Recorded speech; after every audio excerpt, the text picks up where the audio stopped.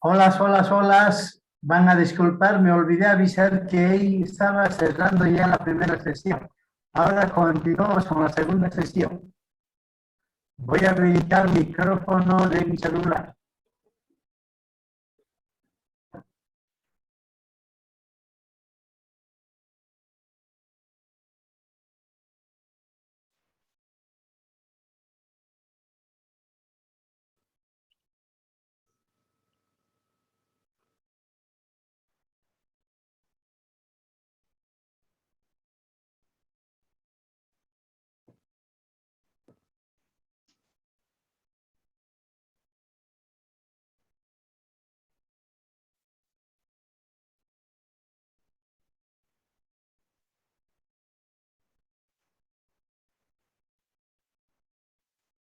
Jamila, continuamos.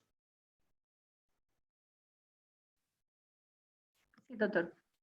Bueno, como les explicaba el gráfico, la línea azul, que nos representa la infección primaria, siguiendo la línea podemos ver las medidas de copias de RNA viral y del CD4, y dentro de la síndrome de infección aguda, cuáles serían sus niveles, y también dentro de la latencia clínica, y también dentro del periodo de enfermedades oportunistas, que sería ya la fase SIDA. Y entonces tenemos aquí los recuentos depositarios como el número de copias de RNA viral por ml de plasma. La primera fase de infección sería la fase aguda, la segunda fase sería la fase asintomática o de latencia, y la tercera fase sería la fase sintomática o SIDA.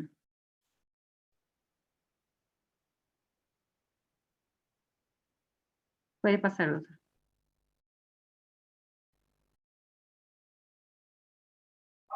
¿Doctor? Ahí. Sí, sí. Dentro Adelante. dentro de las manifestaciones clínicas, como les decía, está muy relacionado con el recuento de las células TSD4. Entonces, cuando tienes un número elevado de las células TSD4, las complicaciones infecciosas serían síndrome retroviral agudo y vaginitis candidíaca. O entonces las complicaciones no infecciosas, que sería linfadenopatía persistente generalizada y síndrome de Guillain-Barré. Dentro del recuento linfocitario entre 200 y 499 células, teníamos la tuberculosis pulmonar, herpes zóster o sarcoma de Kaposi. Después, dentro de las complicaciones no infecciosas, linfoma de Hodgkin, púrpura trombocitaria, idiopática, y volviendo al recuento, dentro de 100 y 99 células, sería neumonía por pneumocystis y girovese, o entonces tuberculosis miliar. Dentro de las no infecciosas sería neuropatía periférica, demencia asociada a VIH, cardiomiopatías. Y con el recuento más bajo todavía, entre 50 y 99, sería toxoplasmosis, criptococosis y criptoparoditis, parodiosis crónica. Y menor a 50, un ratito. Menor a 50 sería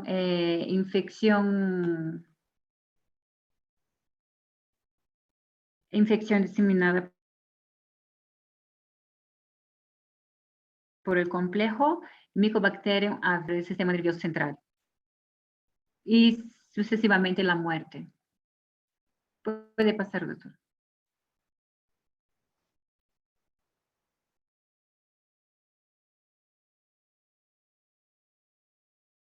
¿Cómo se transmite el VIH? El intercambio de semen o secreciones vaginales. Durante todo tipo de relación sexual con una persona infectada por el VIH. Una sola relación sin preservativo basta para que se transmita la enfermedad. Por contacto sanguíneo también es la segunda vía, cuando la sangre de un infectado por VIH se pone en contacto con la sangre de otra persona. Puede transmitirse al compartir agujas, jeringas o en transfusiones de sangre sin el debido control. La transmisión madre-hijo, que es la transmisión de mujeres infectadas que pueden transmitir el virus para sus hijos durante el embarazo o en el momento del parto y la lactancia. Puede pasar, doctor.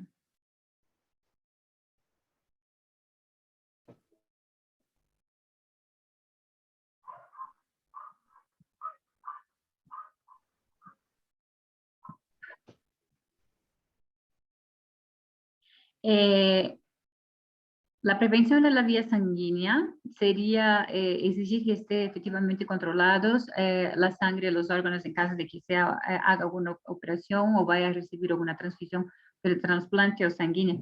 Y también que el instrumental que se use debe ser descartable y estar esterilizado. Utilizar jeringas nuevas sin el uso y buen estado y no compartir con nadie en caso de consumir drogas por vías endovenosas o fármacos. No compartir máquinas de afeitar, alicates, cepillos de dientes, ni instrumentos pulsantes o cortantes en general. Puede pasar, doctor.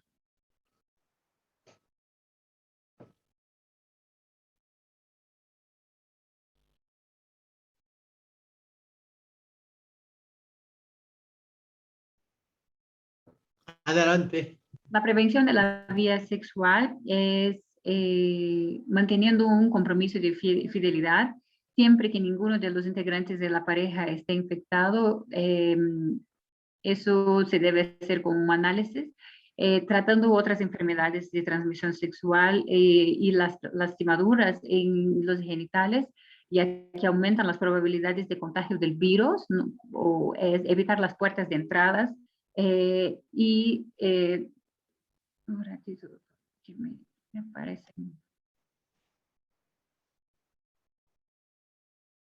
Usar correctamente los preservativos, que en todo tipo de relación, en todo tipo de relación sexual, como oral, anal o vaginal, colocando de manera adecuada y verificando la fecha de vencimiento y autorización de ministerios.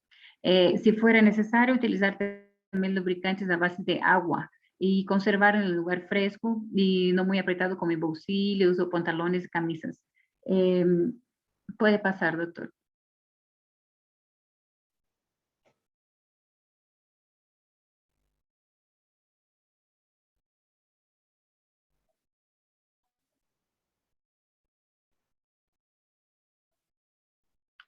La prevención madre-hijo se realiza el análisis para detectar el VIH en caso del embarazo, al comienzo y al final del mismo. Si la mujer estuviera infectada, tiene derecho a recibir tratamiento médico durante el embarazo, el parto y la etapa posterior a eso. Esto reduce significativamente el riesgo de transmisión del virus al bebé. Las madres soropositivas no deben amamantar a sus bebés porque el VIH se transmite a través de la leche materna. Puede pasar, doctor. El diagnóstico se hace mediante pruebas serológicas, virológicas y serológicas.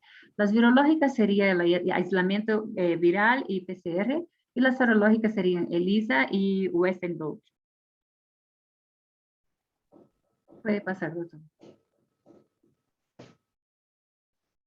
El tratamiento y control, no hay una cura para la infección por el VIH.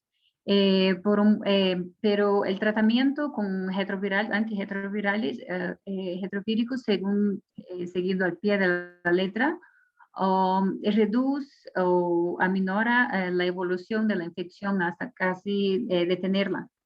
El apoyo, ahora me aparecen acá. Okay. El apoyo psicosocial y el apoyo nutricional. La última lámina. Sí, doctor.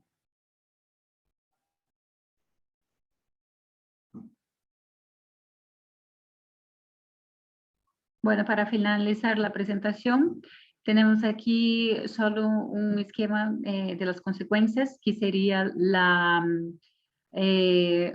ocultación de portadores enfermos, que serían las personas que son asintomáticos o las personas que evitan tratamiento y no toman ninguna providencia, ningún método y siguen propagando el VIH. Y después hay un alejamiento del sistema sanitario, no hay una adopción de las medidas de prevención y sigue eso con el incremento del número de enfermos y más medios, más miedo en la población y migración de los portadores. Entonces se torna un ciclo dentro de esta conducta de las personas que son portadoras. Hay claro, las personas que son portadoras asintomáticas y no saben de la enfermedad y siguen pasando, pero también hay las personas que son portadoras y y tienen, mismo con la conciencia de la enfermedad, no toman las medidas y no se preocupan con los próximos y siguen haciendo con que la enfermedad siga propagando y aumenta la enfermedad y aumenta el miedo en la población y eso se torna un ciclo. Y ahí se termina, doctor. Muchas gracias. Bien, se agradece. Está muy bien la presentación. Vamos a pasar a herpes. ¿Está presente Felipe? Sí, Bien, ahí vamos a subir tu presentación. Y luego papilomavirus.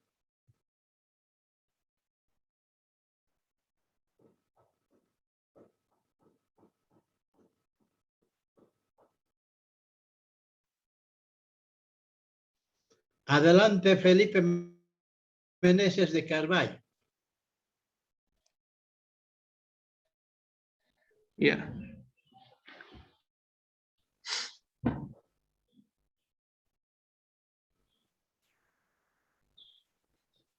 Próximo slide. Sí, Próximo diapositiva. adelante. El herpes virus es un prototipo de la subfamilia alfavirus, miembro de la familia herpesvirus. Consta de doble cadena ADN y una cubierta que presenta glicoproteínas. Su periodo de incubación es de 2 a 14 días y generalmente la primera infección puede ser asintomática. La infección puede persistir. Ya.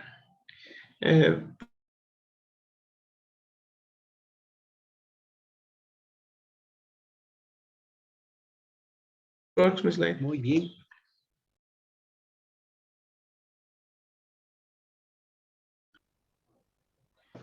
El herpesvirus también se divide en dos subtipos, el tipo 1 y el tipo 2, siendo que el tipo 1 es más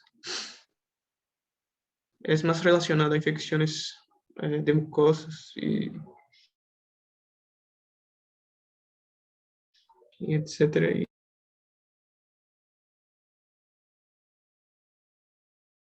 Y de la ocurre, la infección ocurre a través del contacto con mucosas del ojo, pequeñas heridas en el epitelio, puede expresar por el epitelio nasal, bucal, e incluso en la piel.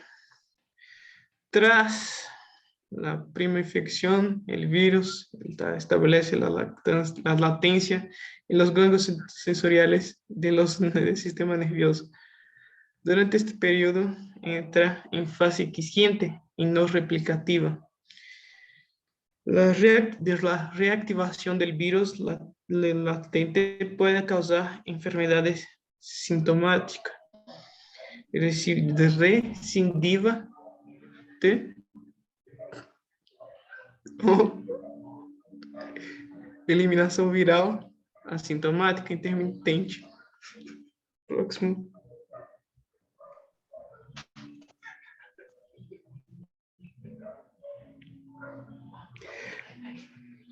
Las manifestaciones clínicas. Próximo diapositiva. Sí.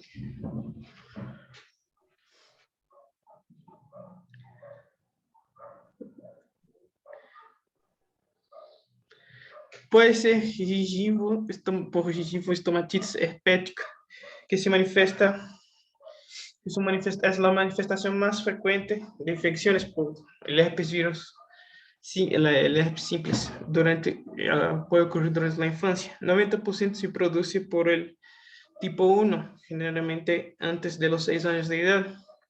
Los síntomas primarios son fiebre, inapetencia, adenopatías submandibulares, dolores, malestar general y mialgias.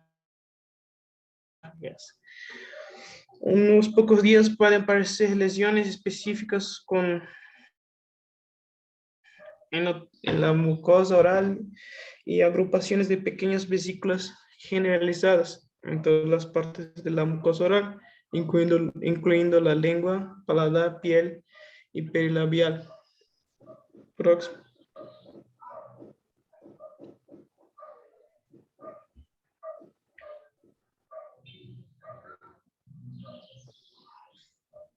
El próximo. Ahí va. El herpes labial recurrente, que son lesiones espéticas en la región perioral. La recurrencia puede ser en ocasiones frecuentes, dolorosas, prolongadas y desfigurantes. Presenta picor, quemazo o parestesia en el área donde luego aparecerán las pápulas sobre base eritematosa que darán lugar a lesiones típicas vesiculares. Próximo.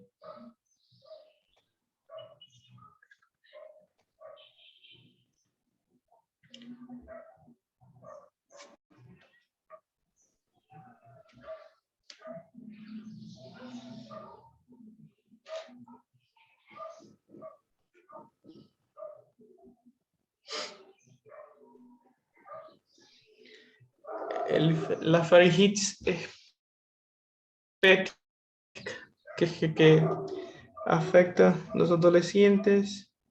La infección está causada generalmente por el herpes tipo 1, el herpes simplex tipo 1. Puede presentarse como una faringitis exudativa o lesiones ulcerosas en amígdalas con exudado gris y adenopatía cervical y fiebre.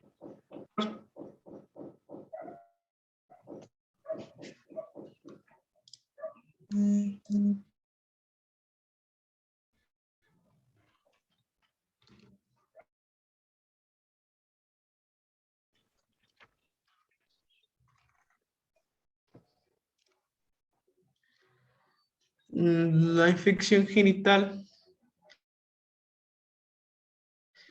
que es un problema de salud pública mundial debido al incremento de la prevalencia y la potencial transmisión perinatal con elevada movilidad fetal y la asociación a óseos genitales, que está causado generalmente por el herpes virus tipo 2 simples, el herpes virus simples tipo 2, herpes simples tipo 2. Más común de la infección primaria por herpes simples en la adolescencia y en adultos jóvenes. Es una ITS ulcerosa más frecuente, es una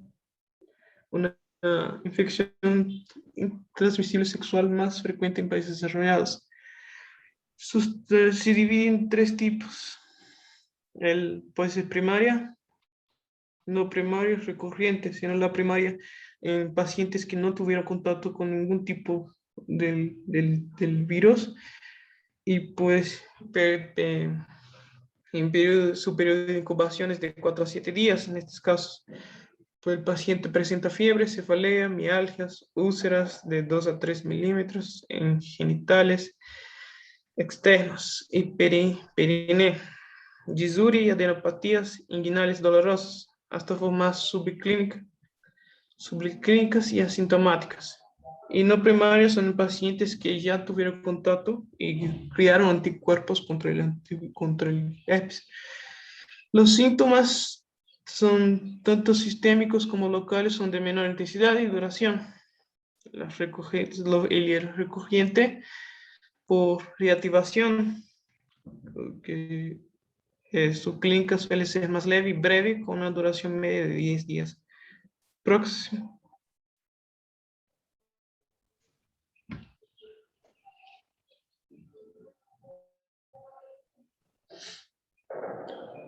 Las infecciones oculares. La queratoconjuntivitis, que es habitualmente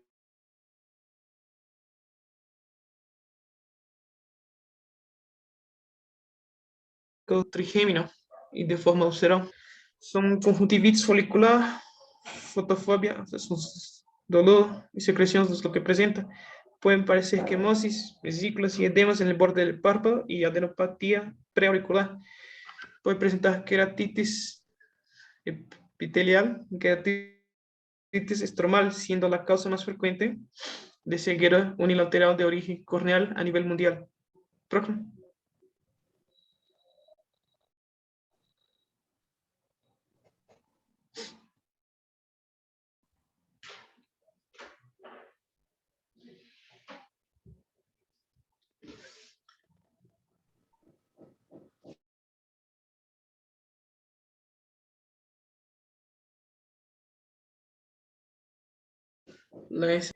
Puede ser por encefalitis y meningitis, puede ser causado por el tipo, es casi siempre originado por el tipo 1.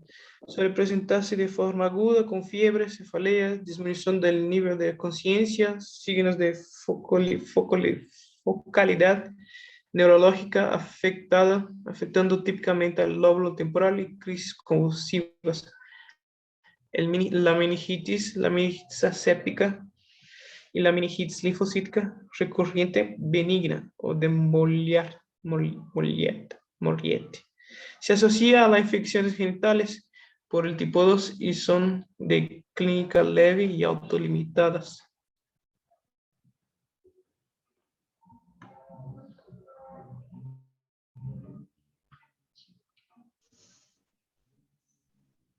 Infecciones neonatales.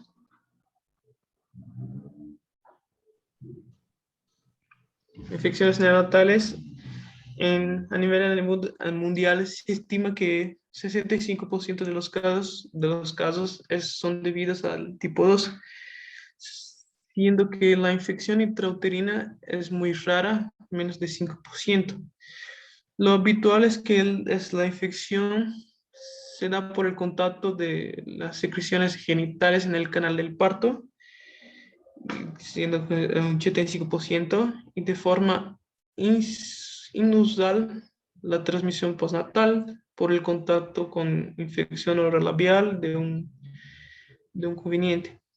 Se manifiesta por afectaciones en la piel, con lesiones vesiculares y cicatrices, el sistema nervioso con microcefalia o hidranecefalia, afectación ocular con microftalmia y corionrinitis. También se asocia a hidropios fetal.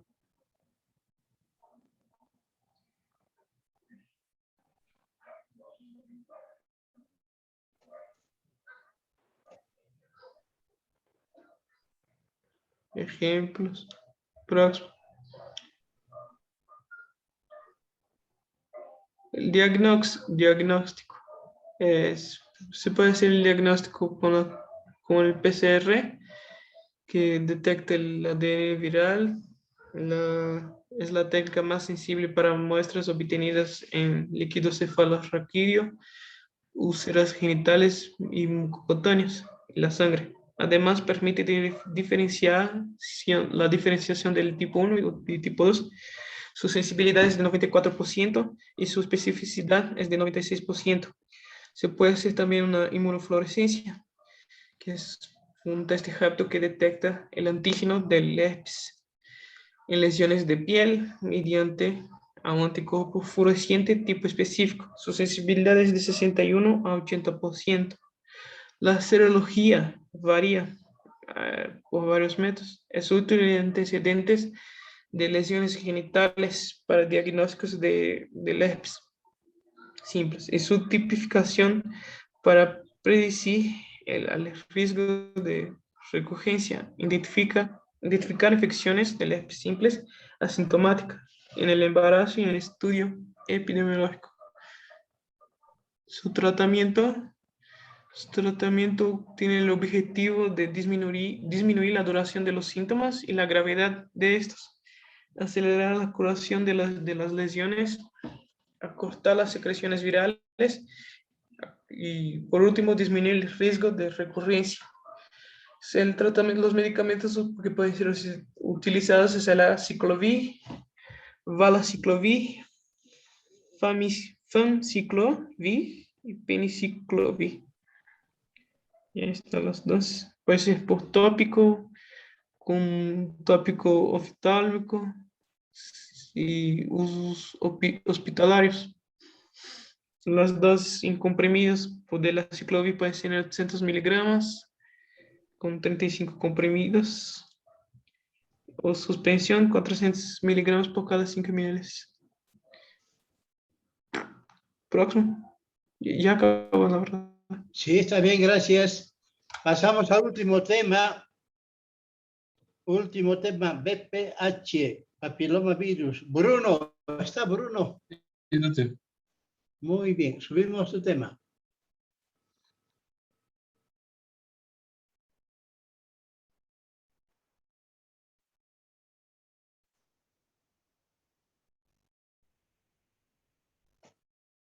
Adelante, Bruno. Doutor, acá para mí está con herpes, ¿no? Ahora sí. Bueno, o VPH, a investigação da infecção por o vírus do papiloma humano começou a princípio do decênio de 1980 por Harold Zuhausen, e agora se reconhece que a infecção por VPH é em extremo frequente, levando desinfecção assintomática a sintomas como verrugas genitais e lesões displásicas. Seguinte, por favor. Hablando de la patogenia do VPH, o genoma do VPH consiste em uma região gênica temprana, que utilizamos a E, e uma região tardia, e utilizamos a L, e uma no codificante que contém elementos reguladores.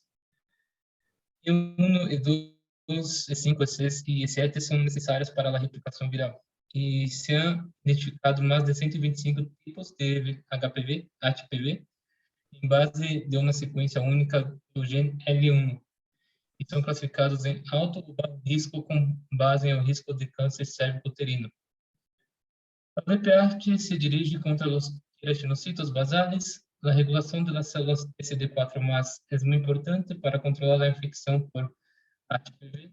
A infecção genital natural por HPV dá origem a uma resposta de anticorpos séricos solo em 60 a 70% das pessoas, porque não existe uma fase virêmica durante a infecção.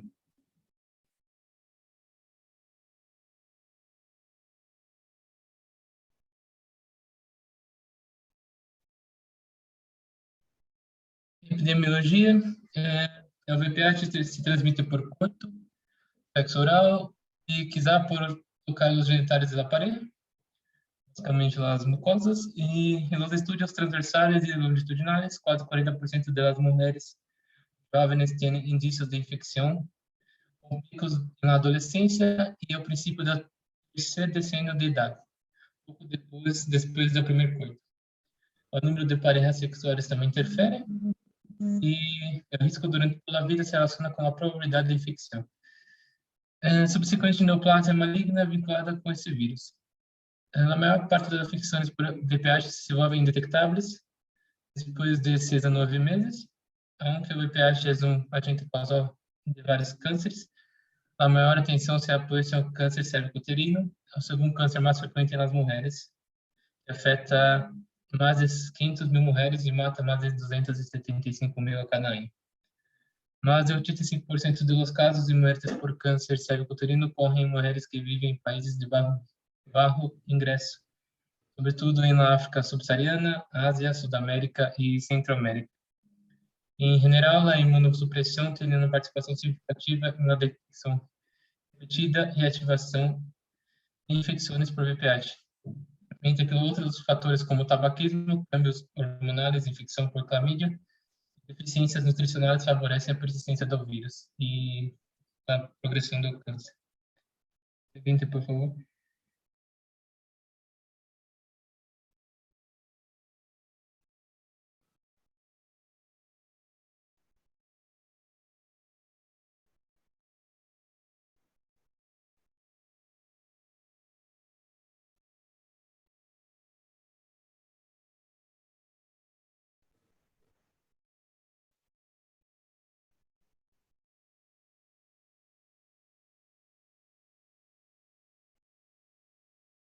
Doutor, seguinte, por favor. Sí. Estaba 10 minutos, 10 minutos. Tenemos 10 minutos. Vamos, adelante.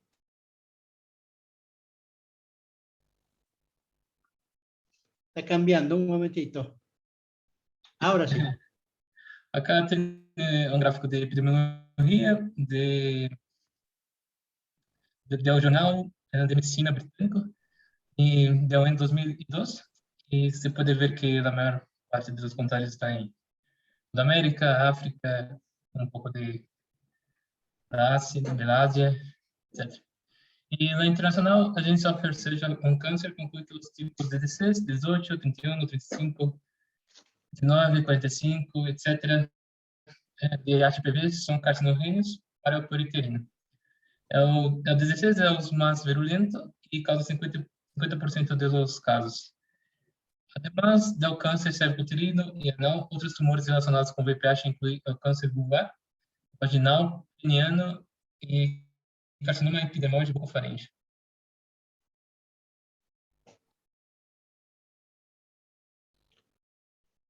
Passamos. Acá na relação do VPH com o VIH. A infecção por VIH acelera a evolução natural das infecções do VPH. As pessoas infectadas têm maior probabilidade que outras de desenvolver verrugas genitais e lesões mais resistentes ao tratamento. As mulheres com SIDA têm taxas muito mais altas de câncer cervical e de alguns subtipos de tumores vulvares, vaginais e bucofaríngeos pelas mulheres de população em geral. Os varones homossexuais infectados com VIH e as mulheres infectadas com esse vírus têm taxas muito mais altas de câncer anal das populações sem VIH.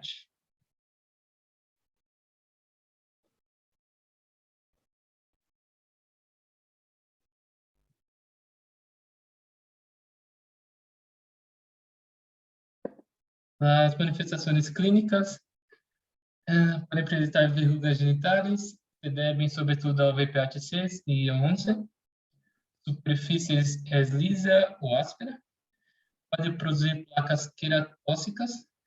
As verrugas vulvares são pápulas blandas blanquecinas, sessiles, ou com múltiplas projeções digitiformes finas.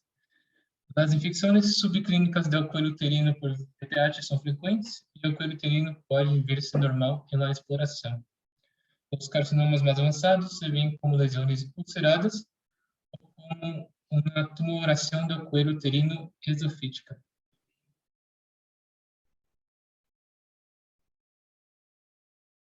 Acá as verrugas vulvares e as verrugas penianas.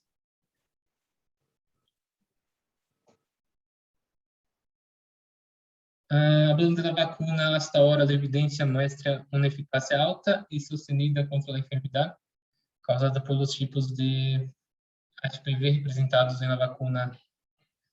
Esses serão os tipos 6, 11, 16, 18 en la vacuna de Merck y 16 y 18 en la vacuna de GlaxoSmithKline. Sin embargo, ninguna de las vacunas ha tenido efecto terapêutico contra la infección activa o la enfermedad. E o rastreio é o método principal para a detecção do câncer cervicuterino, é a citologia do couro uterino mediante o frotes de Papa Nicolau, dos lineamentos da American Society of Colposcope and Cervical Pathology, recomendam iniciar a detecção de câncer do couro uterino aos 21 anos de idade, sem importar o início da atividade sexual. O tratamento, se pode utilizar a odofiloxina em solução de 0,05% e crema a 0,15%, induz a necrose do tecido da verruga genital e cura em uns quantos dias. É relativo, efetivo e pode aplicar em paciente mesmo. As cinecatequinas se usam para tratar verrugas genitais, mas não devem aplicar-se em lesões vaginais do couro uterino ou anais. Esse produto causa uma resposta inflamatória, então se aplica em forma tópica 3 vezes ao dia, basta por 4 meses. E o Inkimote é uma crema imunomodulador tópico que aplica ao paciente, se crê que ativa as células imunitárias ao iniciar com um receptor tipo O, fenômeno que indica uma resposta inflamatória. Sería todo, doctor. Bien, bien, se agradece. Hemos terminado las 6 exposiciones. Felicito a los 6 que han presentado. Tienen 100, especialmente. Gracias, doctor. De Cochabamba. Ahora vamos a tener la última sesión. Vamos a aprender a hacer el riesgo relativo. Hay una tarea en el Moodle y después tienen que contestar. Vamos a aprovechar el poco tiempo que tenemos para la teoría.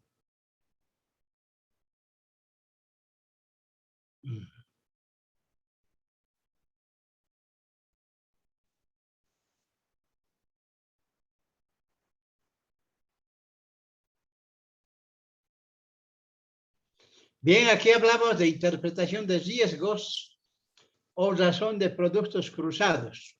Aquí vamos a hablar del odds ratio, del riesgo relativo, riesgo absoluto también, riesgo atribuible, que se han, vamos a decir, se han descubierto en base a la tabla 2x2, que aquí vemos una tabla 2x2. Vamos a agrandar un poco más, ¿no? Donde esa casilla es A, B, C, D, ¿no? Entonces, total, tenemos acá los casos versus la exposición, los controles versus la exposición.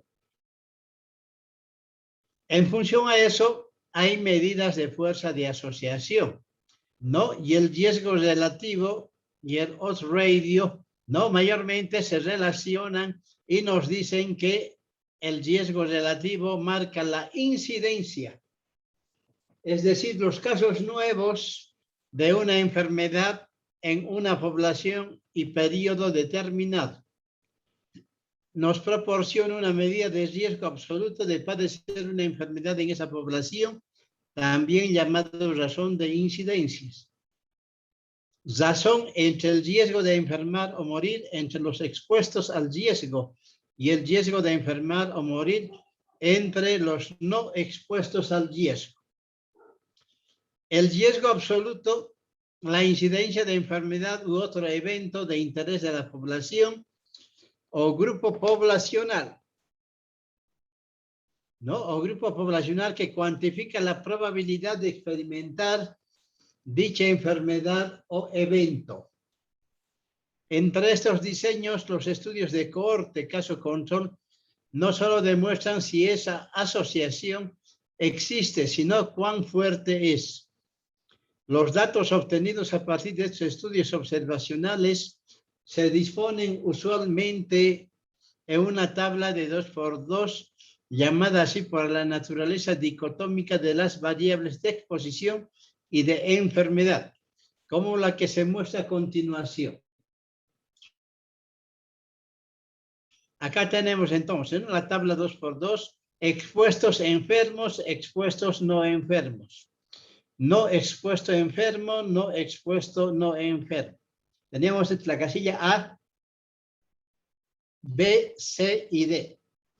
En los ejercicios tenemos que sumar los dos, A más B. Aquí sería, ¿no?, el resultado A más B. Igual lo de abajo, C más D. C más D, como la suma de C y D. Eso es muy importante. Igualmente hay que sumar A más C. Aquí abajo colocar el resultado. B más D, igualmente acá colocar el resultado. Y al final sumamos todo. A más B más C más D. Total. Y dentro de esa clasificación tenemos acá parámetros o una fórmula para calcular el riesgo relativo. Y es A sobre A más B como numerador y el denominador C sobre C más D, lo cual va a dar un resultado de igual a 1, mayor a 1 o menor a 1. En menos de un minuto nos va a cortar. Vamos a continuar después. Acá tenemos lo que hay que colocar en la sugerencia.